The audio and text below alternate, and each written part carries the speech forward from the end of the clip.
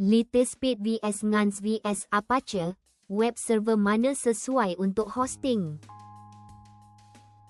Perbandingan LiteSpeed, Ngans dan Apache dari segi prestasi, caca, Texas, WordPress, kos lesen, kemudahan pengurusan dan kesesuaian hosting. LiteSpeed hosting sering dipromosikan sebagai pilihan pantas untuk WordPress. Tetapi Ngans dan Apache juga digunakan secara meluas. Ketiga-tiganya ialah web server yang menerima permintaan pelawat dan menghantar fail atau kandungan dinamik.